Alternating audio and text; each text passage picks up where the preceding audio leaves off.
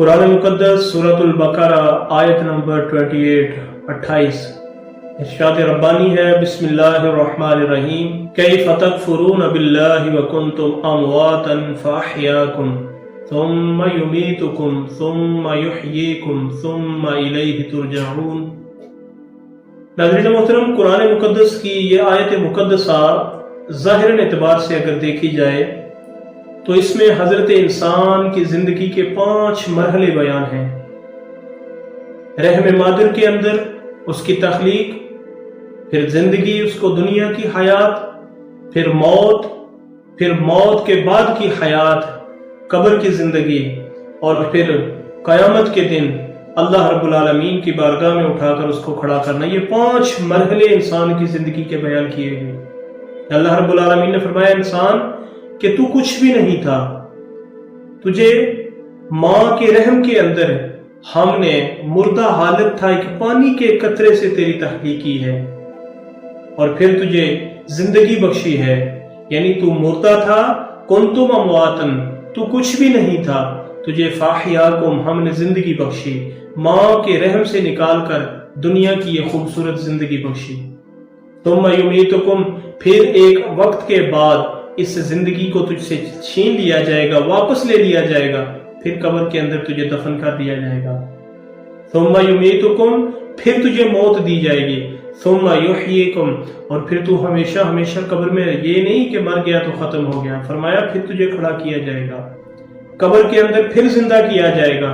और फिर 5वां मरहला, सुम्मा इलैहि तुरजऊन, फिर जिस मंजिल से तू चला था, जहां से तेरी तख्लीक के मरहले शुरू हुए थे, जहां से तुझे भेजा गया था, तू ये सारी मनाजिल तय करते करते वापस उसी मंजिल पर पहुंच जाएगा।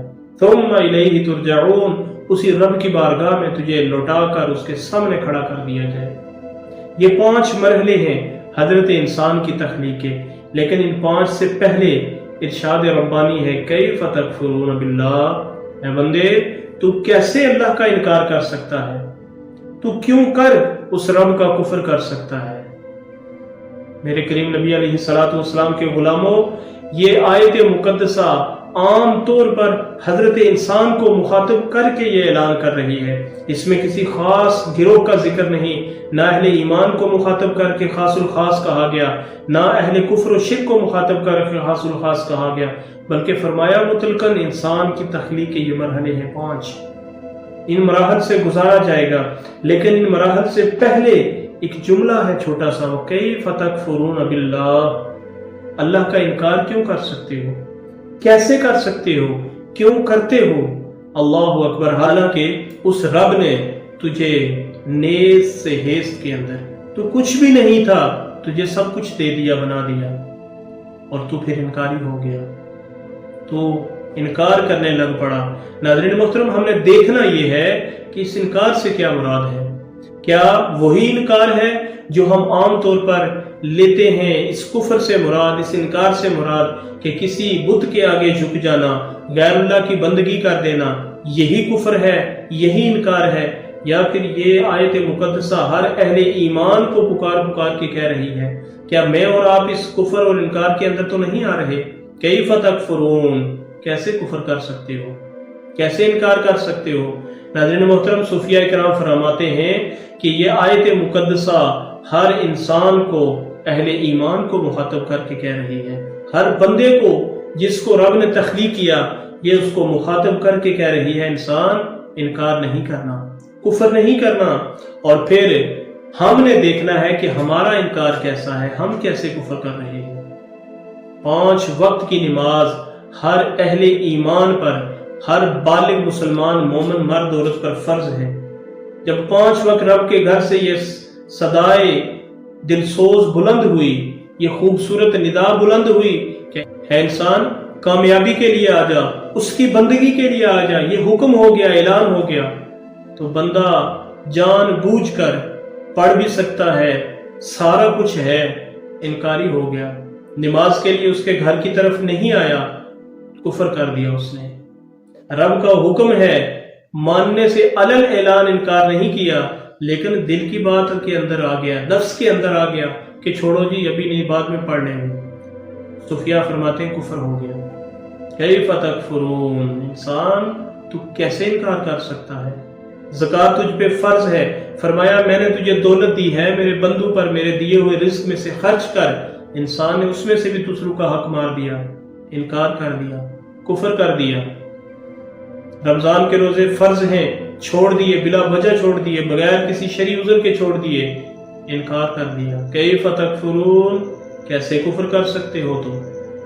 حضرت انسان کو مخاطب کر کے کہا جا رہا ہے تو کیوں انکار کر سکتا ہے، حالانکہ تیری تو اوقات ہی کچھ نہیں تھی۔ رب نے فرمایا جھوٹ نہیں بولنا، غیبت نہیں کرنی، چوری نہیں کرنی، دھوکہ نہیں دینا، کسی کا مال غبن نہیں کرنا، یہ ساری کی ساری برائیاں، وعدہ خلافی نہیں کرنی، کسی کے ساتھ زیادتی اور ظلم نہیں کرنا۔ جب ہم ساری کی ساری چیزیں ایک فہرست کی صورت میں ہمارے سامنے موجود رکھ دی گئیں، قرآن کی صورت میں پیش کر دی گئیں، فرمایا ان برائیوں سے بچنا ہے، اور حضرت انسان اس نفس امارہ کے اندر آ کر وہی کام کر رہا ہے، تو گویا کیف تکفرون کا مصداق بن گیا۔ اس نے انکار کر دیا، کفر کر دیا۔ یاد رکھو ناظرین محترم، فقط غیر اللہ کے سامنے جھک جانا یہی کفر نہیں ہے، بلکہ اپنے نفس کے سامنے جھک جانا یہ بھی کفر ہے۔ اللہ رب العالمین نے جن برائیوں سے منع کیا ہے ان سے باز نہیں آیا، کفر کر رہا ہے۔ کیف تکفرون کا یہ اعلان پکار رہا ہے، تو کیوں کر انکار کر سکتا ہے، کیسے کفر کر سکتا ہے؟ انسان تو کر رہا ہے، یعنی نفس کے سامنے جھکنے والا بھی کفر کر رہا ہے۔ اللہ رب العالمین ہمیں قرآن کا صحیح فہم عطا فرمائے۔ اللہ رب العالمین اپنے احکامات کی صحیح معنوں میں ہمیں عمل پیرا ہونے کی توفیق اور ہمت عطا فرمائے۔ والسلام۔